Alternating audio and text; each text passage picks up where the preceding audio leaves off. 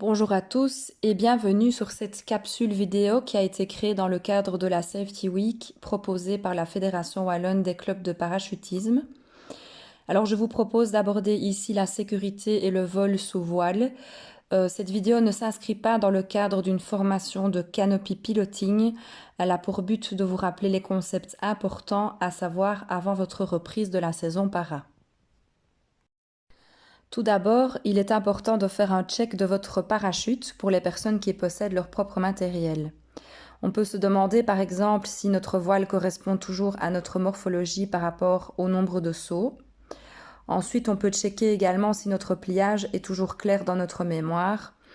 Je pense notamment aux paradébutants qui ont appris à plier en fin de saison passée et qui pourraient avoir besoin d'un refresh. Dans ces cas-là, n'hésitez pas à vous adresser au plieur de votre club. Il est intéressant enfin de se rappeler de la date de notre dernier pliage. On sait qu'il nous arrive de replier plus rapidement en fin de journée, donc ça vaut la peine de refaire un bon pliage lors de la reprise si on juge ça nécessaire. Alors ces quelques conseils concernent spécifiquement votre voile, mais je vous invite vivement à refaire un check de votre matériel dans son ensemble. De manière générale, dès qu'on a un doute ou besoin d'un avis, il ne faut pas hésiter à s'adresser aux plieurs ou aux rigueurs des clubs qui sont là à notre disposition. À côté du check du matériel, pour assurer la sécurité sous voile, une préparation avant l'embarquement est indispensable. Lors du boarding, le directeur technique vous communique l'ordre de sortie et, si besoin, l'altitude d'ouverture des différents parachutistes avec lesquels vous embarquez. Ces informations permettront d'assurer un étagement entre les voiles lors de l'ouverture. Vous devez également connaître l'axe de largage. Cet axe peut varier durant la journée ou même pendant le vol. Si c'est le cas, le pilote vous communiquera cette information pendant la montée de l'avion. Il est donc important d'être prêt et bien à l'heure pour le boarding prévu. Ça vous permettra d'enregistrer toutes ces données et effectuer ainsi un saut en toute sécurité. N'hésitez pas à vérifier plusieurs fois sur le tableau la map ou les affiches où ces infos se trouvent en fonction de votre DZ. Le troisième point concerne le circuit d'atterrissage qu'il est également très important de connaître avant votre entrée dans l'avion. En effet, chaque drop zone a son propre circuit et c'est pourquoi un briefing terrain est donc indispensable si vous sautez pour la première fois sur une nouvelle drop zone et pour les paras qui reprennent leur saison de saut. Je rappelle qu'il est strictement interdit de remonter l'axe de largage, autant pendant votre saut que durant le vol sous voile.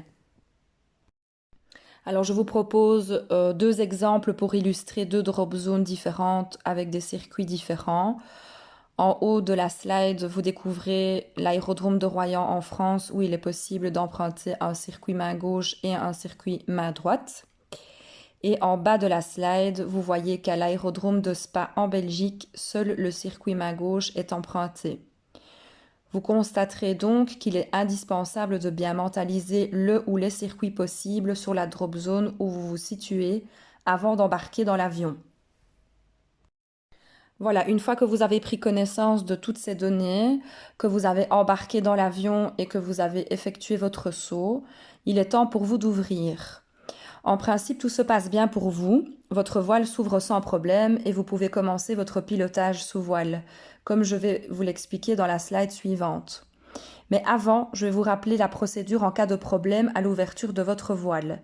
Si malgré vos essais, vous constatez qu'il faut libérer votre voile principal, voici les quelques étapes à effectuer.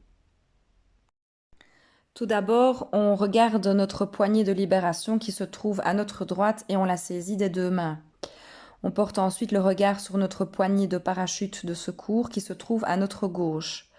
On respire un bon coup et on tire sur la poignée de libération de toutes ses forces jusqu'à tendre les bras en direction du nombril. Enfin, on saisit et on tire la poignée de parachute de secours sur notre gauche à fond jusqu'à tendre les bras également.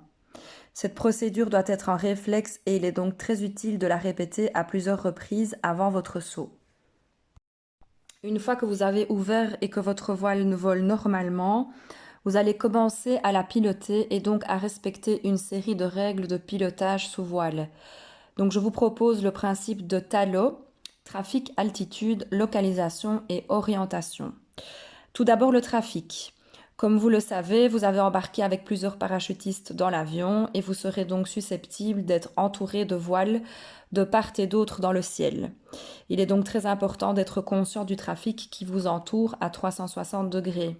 Si vous êtes dans un nuage, par exemple, vous dévissez doucement vers la droite et évitez ainsi une éventuelle collision. Si vous êtes face à un autre parachutiste, vous tournez à droite afin de vous éviter. Par contre, si vous constatez qu'un parachutiste arrive de biais, vous vous dirigez directement dans le sens inverse de la personne qui arrive vers vous. Alors l'altitude est également à prendre en compte sous voile grâce à votre matériel, donc l'altimètre et l'altisson.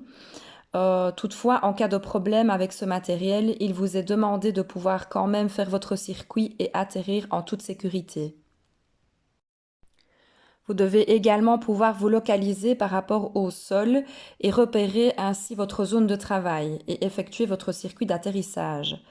Il est important également de connaître les terrains aux alentours et pouvoir ainsi anticiper un éventuel posé hors zone. Nous reviendrons sur ce sujet par la suite. Enfin, vous devez savoir d'où vient le vent et dans quel sens il se dirige, grâce entre autres à la manche à air. Vous vous placez ainsi face au vent dans votre zone de travail avant d'entamer votre circuit d'atterrissage. Voilà donc ce principe de TALO, trafic, altitude, localisation et orientation, est vraiment à garder en tête en permanence tout au long de votre circuit jusqu'à l'atterrissage au sol. À côté du principe du TALO, vous effectuez toute une série de manipulations avec votre voile pour vous déplacer. Donc pour rappel, tout d'abord, il est important d'avoir les bras bien hauts pour assurer un vol stable et prendre de la vitesse. Vous utilisez aussi vos commandes gauche et droite pour effectuer des rotations. Si c'est la première fois que vous volez avec votre voile, je vous invite vivement à tester les rotations et la réactivité de cette voile. Enfin, tout comme pour les rotations, c'est vraiment intéressant de tester votre procédure de freinage lorsque vous êtes dans le ciel. Cela vous permettra d'anticiper votre atterrissage. Je termine ce point en vous rappelant qu'une répétition mentale de votre circuit avant le saut évite les mauvaises anticipations et les risques pris pour vous-même ainsi que pour les autres avec qui vous partagez le ciel. Une fois que vous arrivez à la phase de votre circuit d'atterrissage, vous allez rejoindre ce qu'on appelle le point de rendez-vous qui marque le début de votre circuit d'atterro. Donc vous effectuez votre circuit main gauche ou main droite en fonction de la drop zone et vous vous retrouvez face au vent pour votre dernière phase d'atterrissage. Les bras bien hauts et symétriques. Et une fois que le freinage est engagé, on ne remonte jamais les bras. Alors il arrive que vous deviez atterrir avec le vent de travers, donc ce qu'on appelle le vent de crosse. Dans ce cas-là, vous adaptez votre freinage en fonction du sens du vent. En dernier recours, si vous atterrissez avec le vent arrière, la vitesse d'approche est plus élevée, donc c'est à vous d'adapter votre posée et si nécessaire, de l'effectuer sur les fesses. Cet atterrissage ne peut pas arriver en principe si votre circuit a été effectué correctement et si vous avez bien respecté le TALO. Je vous rappelle que le non-respect de votre circuit engage la sécurité des autres parachutistes et est donc interdit, sauf si pour poser hors zone. Donc, le poser hors zone peut arriver pour de multiples raisons et découle d'une décision plus ou moins rapide en principe. Donc, après le check du TALO, vous constatez en effet que la zone de posée prévue initialement est trop éloignée par rapport à votre position actuelle. Donc, à ce moment-là, vous devez faire un choix rapide et viser un terrain à proximité et accessible pour vous. Il est important que vous analysiez les différents obstacles éventuels, donc les clôtures électriques, les fils barbelés, mais également l'inclinaison de ce terrain. À titre d'exemple, je sais qu'une nouvelle éolienne a été récemment installée près de l'aérodrome de Namur. Donc les parachutistes qui vont sauter sur cette drop zone doivent prendre connaissance de ce genre d'obstacles avant de sauter afin de pouvoir anticiper un éventuel posé hors zone.